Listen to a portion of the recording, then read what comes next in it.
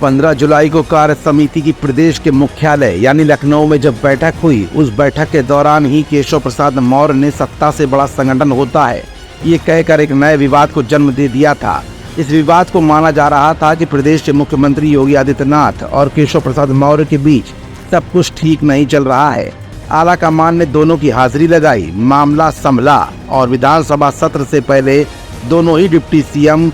केशव प्रसाद मौर्य और ब्रजेश पाठक योगी आदित्यनाथ के साथ दिखाई दिए, हंसते मुस्कुराते, फोटो भी वायरल हुए। लेकिन सवाल अभी भी वही का वही कि मंत्रणा बैठक में गोरखपुर में जिस तरह से आरएसएस प्रमुख मोहन भागवत ने मुख्यमंत्री योगी आदित्यनाथ को बुलाया, योगी आदित्यनाथ से बातचीत की, उस बंद कमरे में क्या बातचीत हुई थी और अब आखिरकार इस बड़े विवाद के बीच भी आरएसएस का न आना तमाम नए बड़े सवाल भी पैदा कर रहा है। आखिरकार आरएसएस इतनी बड़ी लड़ाई में ना ही तो योगी के साथ दिखा और ना ही तो डिप्टी सीएम केशव प्रसाद मौर्य के साथ। आखिरकार आरएसएस के चुप होने की असली वजह क्या है और अब आरएसएस 2027 के विधानसभा चुनाव के मद्देनजर क्या एक्शन लेने वाला है, ये सब कुछ आज की इस रिपोर्ट में हम आपको दिखाएंगे भी और बताएंगे भी। दरअसल संघ अभी ये चाह रहा है कि वो किसी के साथ ना दिखे। इसी वजह से बीएल संतोष की जो बैठक हुई उसके बाद से चीजें बदलती गई।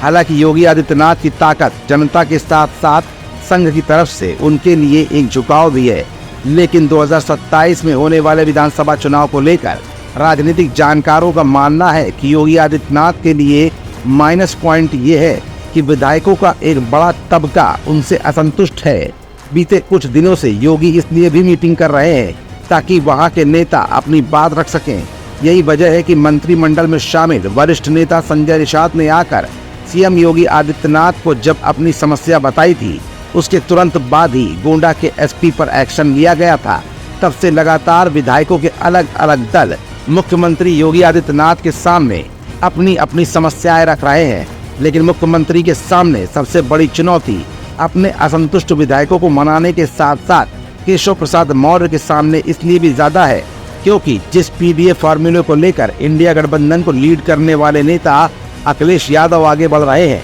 इस पीडीए फार्मूले पर कहीं न कहीं योगी थोड़ा पीछे हैं। यही नहीं, पार्टी के नेता और डिप्टी सीएम केशव प्रसाद मौर्य का पिछड़े वर्ग में अच्छा खासा प्रभाव है, जो योगी के लिए खुद में एक बहुत बड़ी चुनौती है। अब आरएसएस वेट एंड वॉच की स्थिति में है और आरएसएस प्रतिस्पर्धा की कसौटी पर यह भी देखना चाहता है कि योगी आदित्यनाथ का दम 2027 के विधानसभा चुनाव को लेकर कितना कामयाब हो पाता है। जहां एक तरफ पीडीए फार्मूले को लेकर अखिलेश यादव 2022 के चुनाव में योगी को सीधे तौर पर झटका दे चुके हैं, तो वहीं अब पिछड़े वर्ग को साधने के लिए ही केशव प्रसाद मौर्य को आगे किया जा रहा है। अब ऐसे में देखना ये होगा कि जहां एक तरफ विपक्षी खेमा इंडिया गठबंधन योगी के लिए चुनौती साबित हो रहा है, तो वही पीडीए फार्मूले पर योगी आरएसएस के सामने अपने नंबर कैसे आगे बढ़ा पाते हैं और अपना क्या नया फार्मूला लगा पाते हैं जिससे पिछड़ा वर्ग और असंतुष्ट विधायक योगी के खेमे में आ जाएं और आरएसएस योगी का पूरी तरह से साथ दे सके।